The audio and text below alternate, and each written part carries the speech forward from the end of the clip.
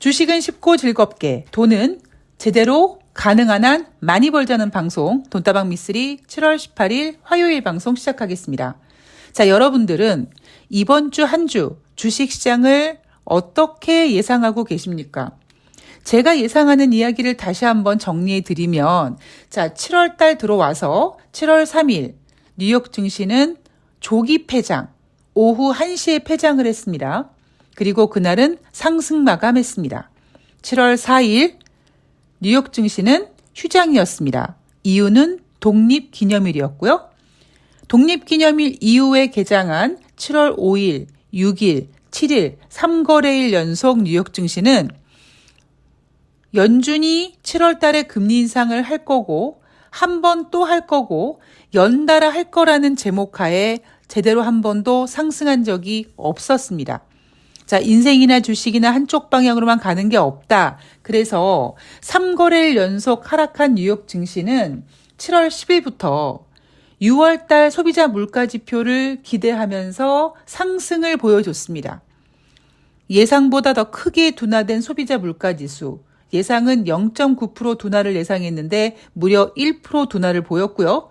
그 다음날 발표된 생산자 물가 지수도 둔화됐습니다.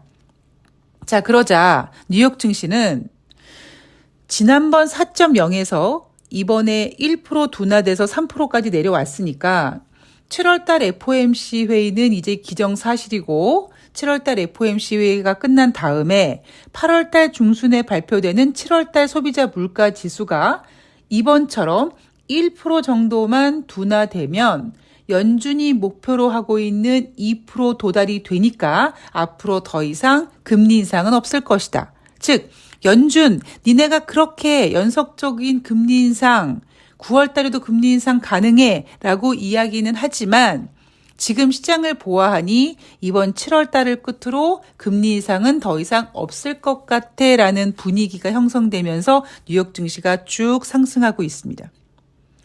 자, 이번 주에 들어왔어요. 이번 주 첫 번째 월요일 뉴욕 증시는 상승을 했습니다. 크게 상승한 것도 아니에요. 그냥 우리는 이런 증시를 강보합이라는 표현을 씁니다. 그러나 전문가들은 그렇게 표현하지 않죠. 왜? 그들은 증시가 좋아야 되니까. 다우지수가 0.22였고요. S&P 500이 0.39, 나스닥이 0.93% 상승했습니다. 자, 인생이나 주식이나 한쪽 방향으로만 가는 게 없다라는 머릿속에 딱 인식해 놓은 이 이론을 가지고 이제 그럼 이번 주는 어떻게 될 것이냐. 미쓰리 예상은 이런 거였죠. 2주 전에는 내렸고 지난주에는 올랐고 이번 주는 어떤 한쪽 방향으로의 큰 움직임 없이 FOMC 회의를 앞두고 특히 연준 의원의 발언을 확인할 수 없는 블랙아웃 기간이다 보니까 혼조세 혹은 약보합, 강보합 같은 걸 보이면서 길게 봤을 때 차트로는 옆으로 이렇게 횡보하는 그림이 그려질 가능성이 있다. 그리고 7월 달 FOMC 회의가 끝난 다음에 증시는 방향성을 이제 그려갈 겁니다. 조금 더 확장해서 예상을 해보건대 7월 달 FOMC 회의가 끝나면 전문가들은 8월 달 증시를 상당히 좋게 볼 겁니다. 왜냐하면 앞으로 더 이상 금리 인상을 안 할 거고 금리 동결은 주식시장의 호재다 라는 제목을 달고 2023년 하반기 주식시장을 좋게 그릴 겁니다. 뭐 기존에 2950, 3000포인트까지 예상 이미 한 분들이 계시잖아요. 어쩌면 그 이상으로 더 전망을 올릴지도 모르겠습니다. 그러나 미쓰리는 작년 연말에 생각했던 시황을 지금까지 그리고 앞으로도 바꾸지 않을 겁니다. 제가 그러는 가장 큰 포인트는 이겁니다. 작년 연말에 올해 증시를 안 좋게 생각하고 있었는데 그럼에도 연준은 금리 인상을 주장을 했고요. 그런데 투자자들은 올해 하반기에 금리 인하를 소망했습니다. 그런 간절한 소망으로 올해 주식시장 분위기를 잘 이끌었습니다만 제 주장은 이런 거죠. 올해 금리 인하 없을 것이다. 만약에 올해 금리를 인하한다면 금리를 인하해서 주식시장이 좋아질 거라는 그 분위기 직전에 연준이 금리를 인하할 수밖에 없는 어떠한 문제가 발생돼야 되는, 즉 악재가 터져야 되는 거기 때문에 올해 그저 금리를 쭉 동결만 해주는 것만으로도 땡큐다.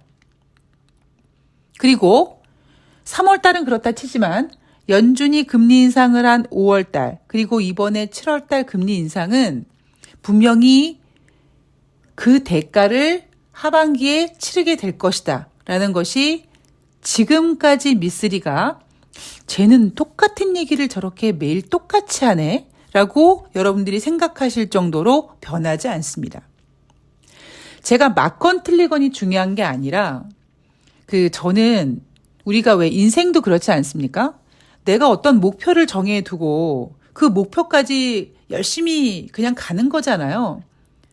물론 큰 목표를 두고 중간중간에 살짝 계획이 틀어질 수는 있습니다만 증시 전망은 너무나 마치 김치전 뒤집듯 해물파전 뒤집듯 마구 그냥 바꿉니다. 증시가 조금 안 좋으면 안 좋다고 보고 조금 좋으면 더 갈 거라고 보고 하는 거기 때문에 저는 그러한 전망 자체를 너무 혐오합니다. 그래서 제가 맞건 틀리건 그리고 이 방송을 매일 듣는 여러분들이 지루해 하시건 말건 저는 그냥 여러분 시황은 이렇게 한결같아야 됩니다라는 그런 고집으로 여러분들한테 똑같은 이야기를 해드립니다. 대신 제가 약속드렸죠. 이런 제가 만약에 시황관을 바꾼다면 그 바뀐 시황관을 여러분들께 어떠한 방법과 수단을 가리지 않고라도 바로 알려드리겠다라고 약속을 드렸습니다. 자, 이렇게 뉴욕 증시는 이날 6거래일 다우지수가 연속 상승했다라고 분위기는 띄웠지만 냉정하게 봤을 때는 그냥 이번 주 움직임이 이렇게 소폭 상승하고 소폭 하락하고 이런 움직임 속에서 이어지는 그 첫 스타트를 끄는 거야 라고만 보시면 될 것 같습니다. 제가 이번 주에 주식시장이 크게 방향성을 보이지 않고 움직일 거라고 보는 이유 중에 하나가 뭐냐면 이번 주부터 미국의 2분기 어닝 시즌이 본격적으로 시작을 했는데 지금 분위기는 어떻습니까? 이미 월가에서는 올해 2분기 기업들의 실적 부진할 것 같아.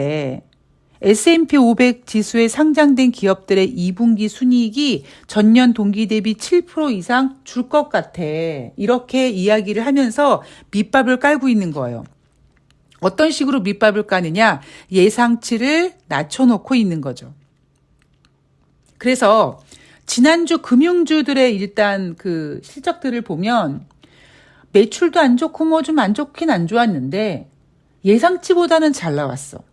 예상치보다 잘 나온 건 좋은 거야 라고 포장을 하면서 주식시장을 잘 분위기를 만들어 갔습니다. 아마 남은 실적들도 그런 분위기로 갈 가능성이 높고 그렇게까지 눈높이를 낮춰놨음에도 불구하고 그 눈높이에도 미치지 못한 녀석들은 아마 주식시장에서 욕먹겠죠. 그 얘기는 주식시장이 빠질 겁니다. 주식이 빠질 겁니다.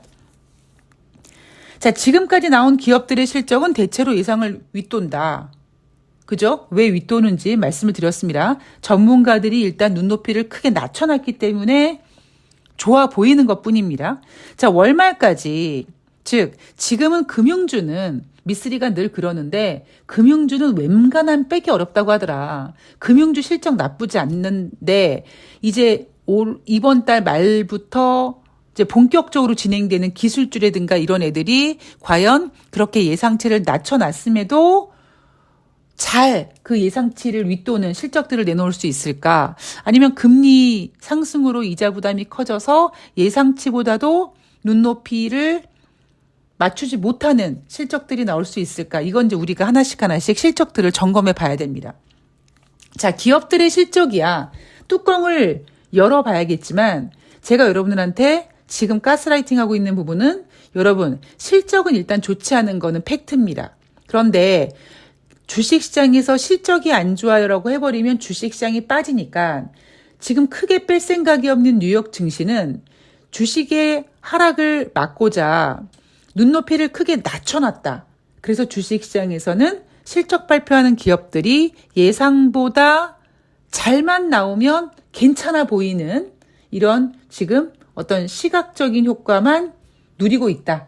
이걸 여러분들께서 알고 계시면 주식시장을 이해하시는데 훨씬 도움이 되실 거라고 생각을 합니다.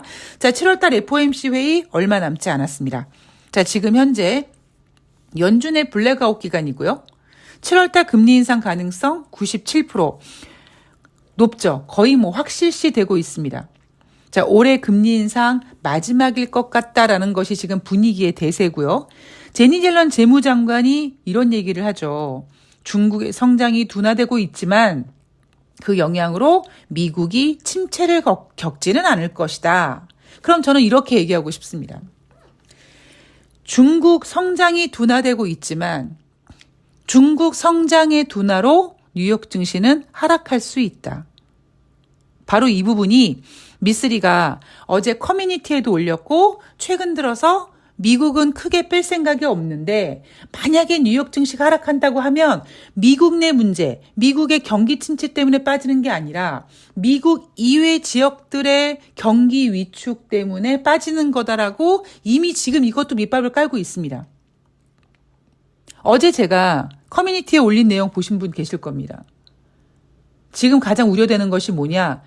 미국은 쓸 카드도 많고 잘난 나라니까 문제는 이런 금리 인상 기조로 인해서 유럽의 경기 침체 그리고 무엇보다 신흥국들 경기 침체가 매우 걱정된다라는 이야기가 지금 계속 나오고 있죠.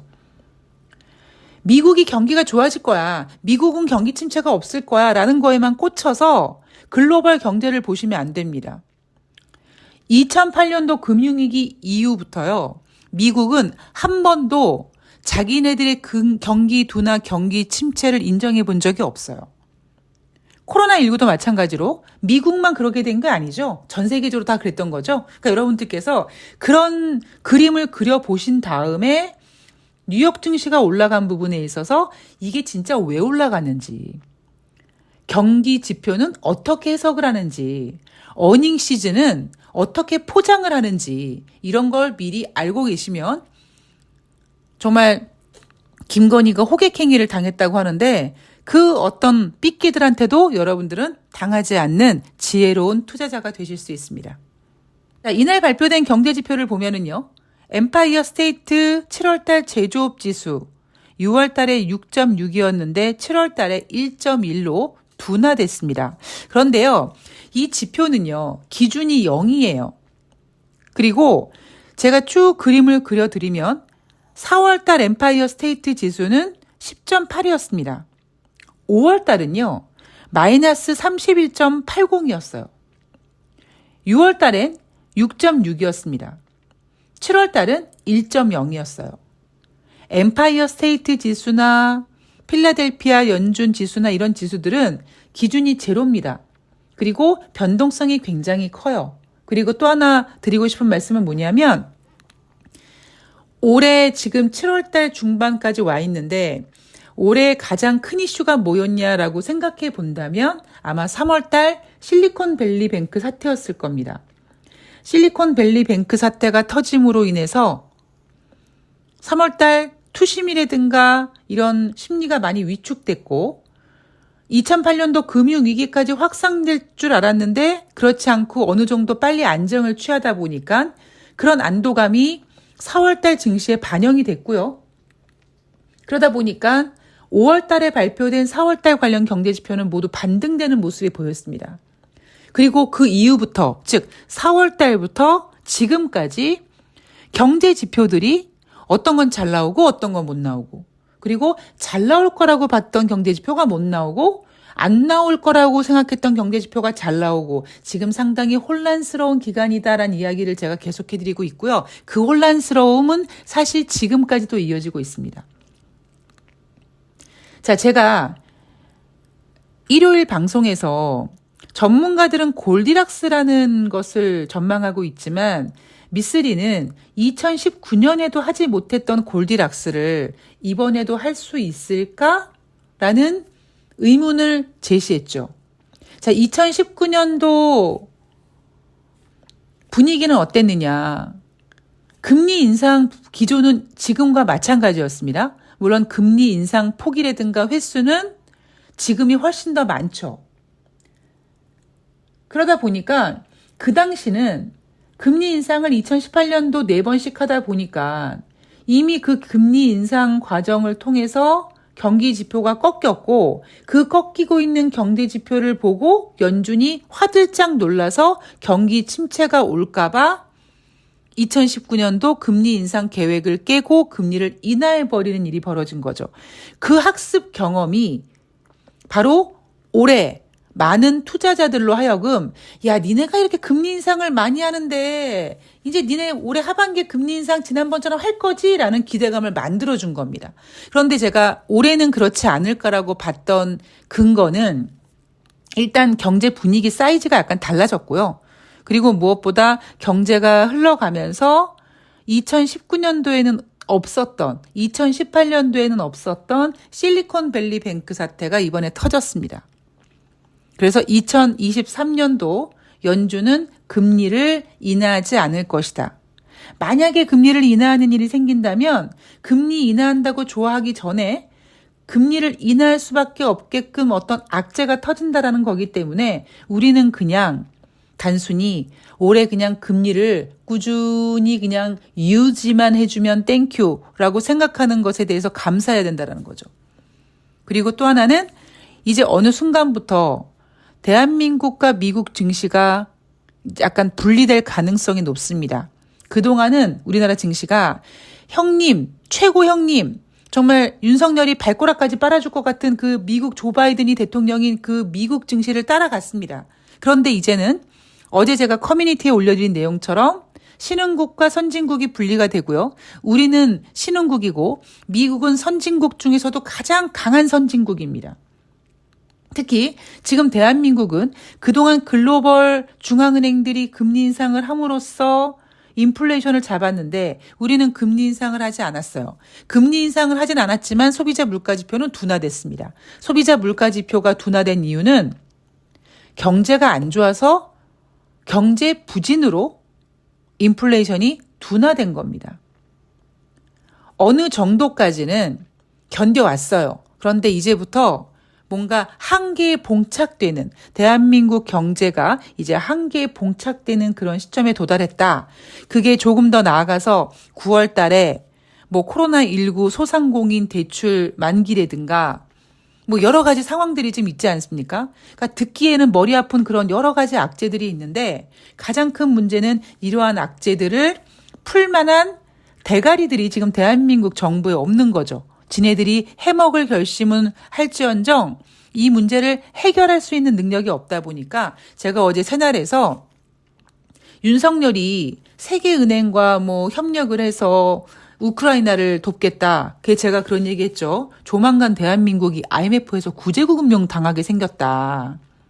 물론 그런 지경까지 오면 안 되겠습니다만 생각보다 너무 엉망진창이 되고 있는 이 상황 속에서 우리는 항상 제가 여러분들께 부탁드리는 것처럼 인생을 살던 주식을 매매하던 철두철미해야 되고요. 그것도 부족하다.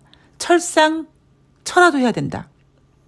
앞, 뒤, 옆, 뭐 위, 아래까지 아주 철벽을 딱 쳐놓고 아주 조심스럽게 제대로 확인하고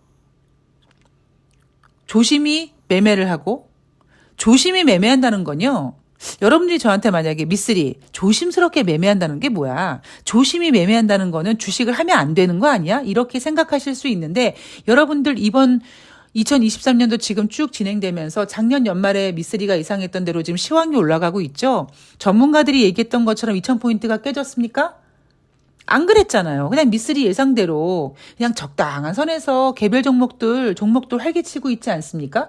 이런 증시에서 조심하라는 의미는 뭐냐면 이익이 났을 때는 일단 이익을 챙겨야 된다는 것이 지금 주식시장에서 조심하는 방법입니다. 이익이 났어. 그래. 더 먹어야지. 라고 욕심을 부리는 순간 여러분 계좌에 있었던 빨간 색깔은 파란 색깔로 바뀔 겁니다. 제가 경험자입니다. 네. 그래서 저는 단순히 뭐 지금 증시를 조심하십시오라고 얘기하는 건 되게 무책임하다는 생각이 들고요. 그때그때 조심해야 되는 어떤 그 포지션이 있거든요. 근데 지금 주식시장은 만약에 여러분들이 주식을 하신다면 이익이 났을 때는 과욕을 부리지 말고 야, 이런 주식시장에서 내가 돈을 벌었구나. 일단 현금화 시켜놓고 다음에 기회를 만들자. 이런 마인드를 갖고 계시는 것이 지금 주식시장의 가장 큰 무기라고 생각을 합니다. 자, 오늘 돈다방 미쓰리는 여기서 이제 마무리할 거고요. 저는 내일 7월 19일 수요일 날 또 화요일 뉴욕 증시 이제 소매 판매가 미국에서 발표가 될 거거든요. 과연 뉴욕 증시는 지금 다우지수가 6거래일 연속 상승하고 있는데 어떤 재료를 가지고 조정을 받을지 잘 체크해서 가지고 나오도록 하겠습니다. 또 많은 비가 내린다고 하는데요. 모두 건강관리 유의하시고요. 저는 내일 방송에서 뵐게요. 고맙습니다.